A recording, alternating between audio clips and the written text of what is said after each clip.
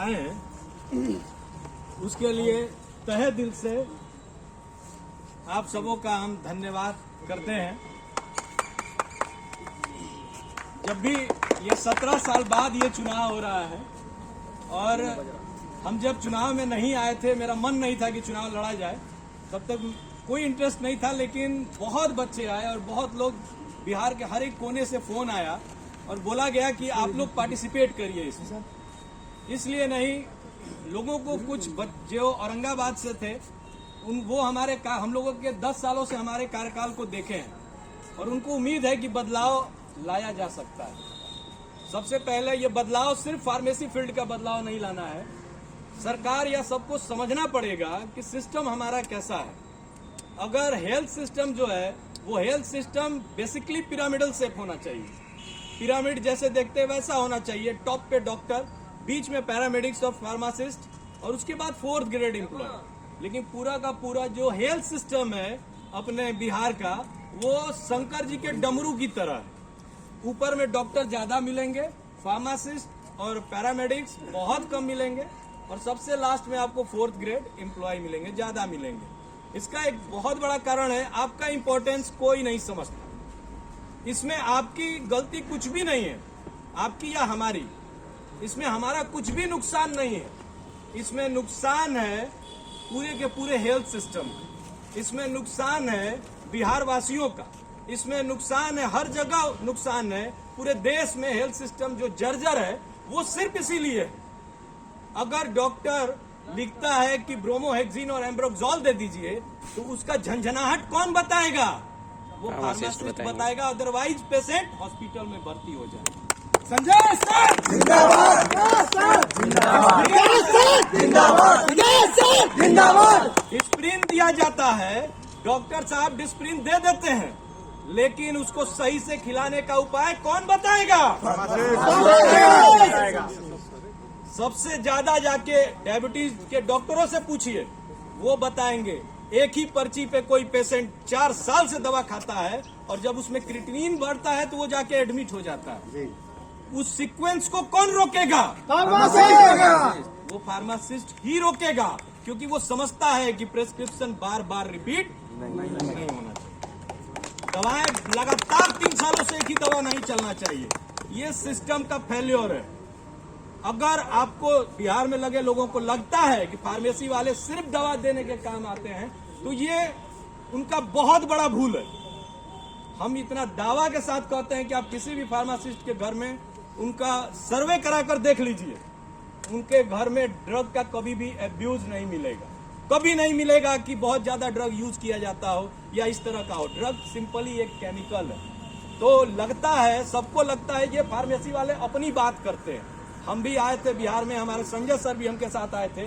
3 साल टीचिंग में काम करने के बाद हम लोग को लगा था कि शायद हमारी भूल है कि हम बिहार में आके काम करने लगे। लेकिन ठीक 5 साल 6 साल बीतने के बाद जब हम लोगों ने फादर ऑफ फार्मेसी के नाम से बिहार की धरती औरंगाबाद पर एक कॉलेज खोला, और वो इस जुनून से खोला क्योंकि फार्मेसी लाने वाले father of pharmacy education Mahadeva Lal Saraf हमारे इसी बिहार की धरती दरभंगा से रहने वाले।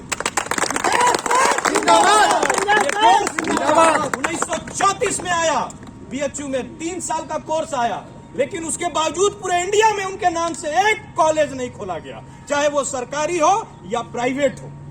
लेकिन हम बिहारियों में जुनून है, हम कुछ भी कर सकते हैं, तो ये सिस्टम क्यों नहीं अच्छा कर सकते हैं?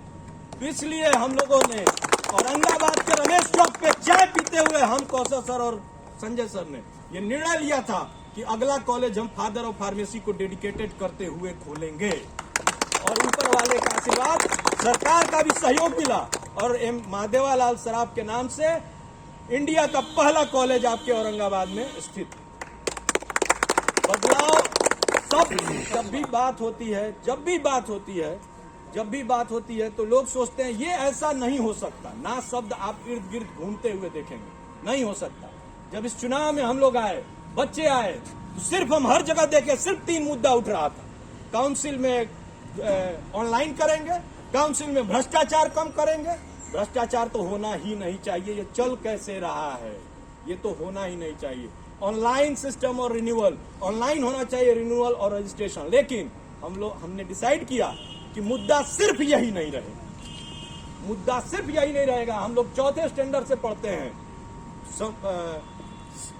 सर्वांगीण विकास की बात करते हैं। आप जब पढ़िएगा, सब लोग पढ़े होंगे चौथे स्टैंडर्ड में, कि भाई संतुलित आहार क्या है, सब पढ़ते हैं ना, संतुलित आहार क्या है।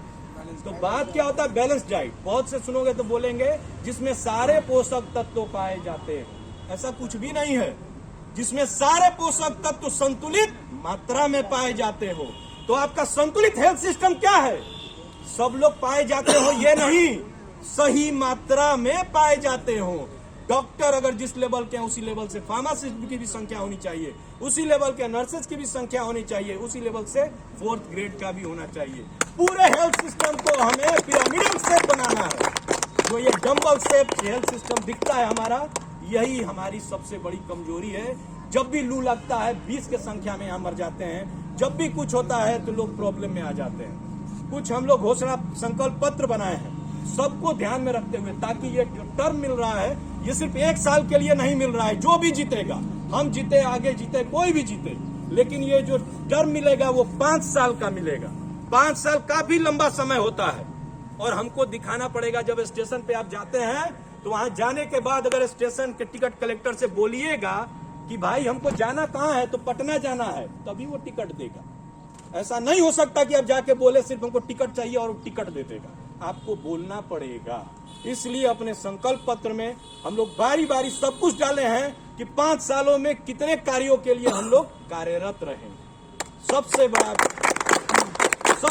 चीज हमारे दिमाग में जो आता था, हर इंडिया के हर एक काउंसिल में घूम के देखिए, मैक्सिमम काउंसिल हम लोग फार्मासिस्ट को टर्म इंश्योरेंस देते